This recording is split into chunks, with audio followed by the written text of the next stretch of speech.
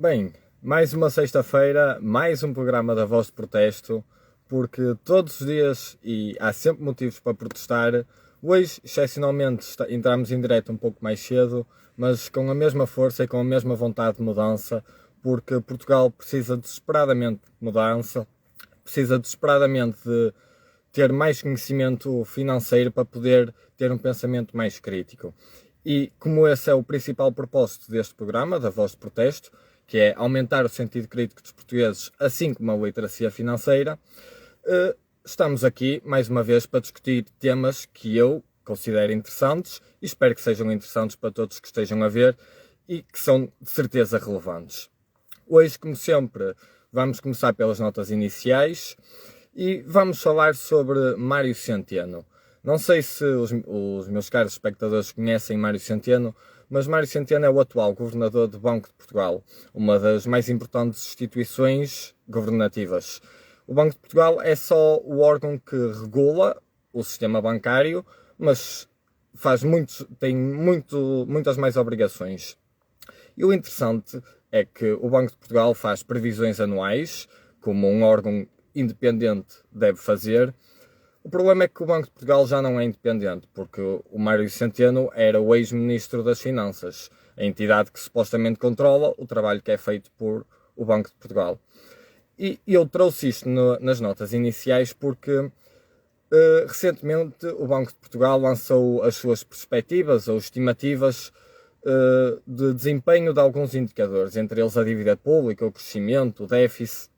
E é engraçado constatar que na maior parte das perspectivas estão abaixo do estimado pelo Governo. Como devem saber, o Governo faz as suas próprias estimativas e o Banco de Portugal faz outras estimativas com base nos dados que tem e muitas outras entidades fazem estimativas com base nos dados que têm. E o engraçado aqui é ver que na maior parte dos indicadores a análise do Banco de Portugal é mais favorável. E isto aqui trouxe só nas notas iniciais para deixar aqui no ar este tema, porque é interessante, mas também ao mesmo tempo demonstra a cumplicidade, digamos assim, que existe entre o Mário Centeno e o Governo. No segundo tópico das notas iniciais, eu quero que se preparem bem, porque se ainda não sabem, vão ficar agora a saber que 157 mil votos de fora da Europa, do círculo de fora da Europa, como sabem, há dois círculos fora de Portugal, que é o europeu e o fora da Europa, e no círculo de fora da Europa, 157 mil votos foram anulados. Para vocês terem uma ideia, o CDS, que foi o partido que nestas eleições perdeu completamente, saiu da Assembleia, o CDS teve 90 mil votos. Ou seja, quase o dobro dos votos do CDS foram anulados. Isto é completamente escandaloso, é mais um motivo para protestar e não era preciso provas para fazer ter a iniciativa para criar este programa, mas aqui está mais uma. Nós temos que protestar, não nos podemos contentar com isto, é preciso mudar a lei eleitoral, como alguns partidos têm vindo a dizer, e como outros não querem fazer, porque gostam da lei como está, porque lhes favorece. Mas eu não me contento e eu estou aqui a protestar. Espero que todos que me estejam a ver ou que possam vir a ver sintam ofendidos com isto, porque votar é um direito basilar na democracia e 157 mil votos que foram anulados, votos que, pronto, foram anulados porque não correspondiam com a lei eleitoral. O problema é que a lei é que está mal. Isso é que me choca e que me leva a protestar, porque, como eu estou constantemente a dizer, nós não podemos ficar quietos nem calados quando estas coisas acontecem. No terceiro tópico, que aliás era o meu segundo, eu é que confundi aqui um pouco, eu quero falar sobre as taxas de juro. E este era o meu segundo tópico, porque eu ia relacionar com o tema do Banco de Portugal, porque, como sabem, e como eu já disse, o Banco de Portugal é um órgão muito importante na democracia portuguesa, porque tem grande importância na economia. E o cenário das taxas de juros é de subida. E para vocês terem uma pequena noção, há cerca de 2 ou 3 meses atrás nós estávamos a pagar taxas de juros muito próximas de zero, 0,008 ou 1 ou assim qualquer coisa. Atualmente essas mesmas taxas de juros estão a passar 1% ou muito perto de 1%. E como a nossa dívida, que relembro, é superior a 125% do PIB, é um valor astronómico, pequenas mudanças de basta 1 ou 2 pontos percentuais têm um impacto gigantesco. E, portanto, este é mais um motivo para protestar. Como é que nós chegamos ao ponto de permitir que a nossa dívida pública alcançasse este patamar? E agora estamos tramados, porque a perspectiva, como eu já disse, de subida das taxas de juros vai ter impactos significativos em Portugal e na nossa economia. No último ponto das notas iniciais, eu quero dar aqui um pequeno destaque ao PAN, porque acho que houve uma notícia que não teve suficientemente destaque. E a notícia é que 10 dirigentes se demitiram e referiram que viviam numa democracia sufocante ou algo assim parecido.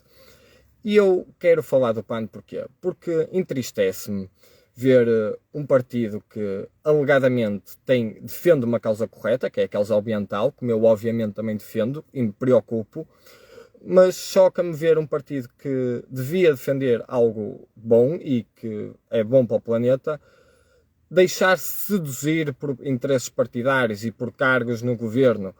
E isto é só mais uma demonstração dessas atitudes, porque se a Inês Sousa Real, que é a dirigente, a presidente neste caso do PAN, fosse verdadeira e tivesse a lutar de facto contra o ambiente, tenho quase a certeza absoluta que não se demitiam assim tantas pessoas. Peço desculpa. Agora vamos falar dos assuntos quentes deste programa da Voz de Protesto. Aqui eu, como muitos devem saber, atualmente estamos a enfrentar um problema de seca. Seca em Portugal. Seca em Portugal em janeiro. Onde é que nós já vimos isto? Eu acho que é evidente que as alterações climáticas são uma realidade. E também é um facto que me choca que há pessoas que não acreditam nisso. Mas o que eu quero falar da seca em Portugal é mais concretamente da má gestão que tem havido, especialmente no caso das barragens. Porque nós estamos a ouvir muito falar disto, porque muitas das barragens que nós temos visto nas notícias a aparecerem vazias é o resultado de muitos problemas que não são falados.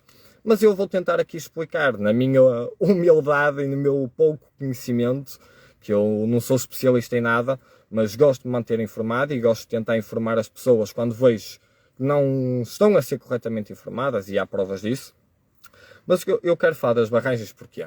E quero começar, aliás, pelo carvão. Portugal foi orgulhosamente um dos primeiros países a deixar de produzir energia a partir de carvão. O que já não tão orgulhosamente foi divulgado é que nós deixámos de produzir a carvão, mas ficámos sem outras fontes de energia e, portanto, tivemos que importar a energia a carvão de Espanha, o que, na realidade, é muito pior, é muito mais poluidor, em princípio, porque há muitas mais etapas do processo produtivo, e não só, mas também porque a estação de Sines, que foi, penso eu, a última a fechar em Portugal, era uma das mais eficientes da Europa. Ou seja, nós fechámos uma central a carvão muito eficiente para ir recorrer a uma que não era tão eficiente, ainda por cima que ficava em Espanha.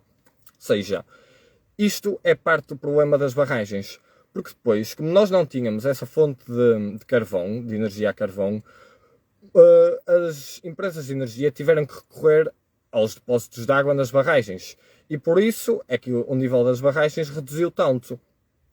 E há muitas mais causas aliadas às que eu já disse, como a gestão ambiental, porque a gestão ambiental não pode ser algo que é feito a curto ou médio prazo, tem que ser algo feito a 10, 20 ou 30 anos ou mais ainda.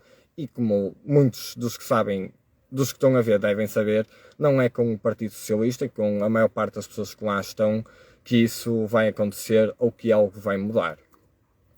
Dito isto, e constatando, como é óbvio, que me preocupa, porque a seca é preocupante e causa efeitos devastadores, não só na agricultura, mas mesmo na sociedade. E eu quero falar concretamente da sociedade.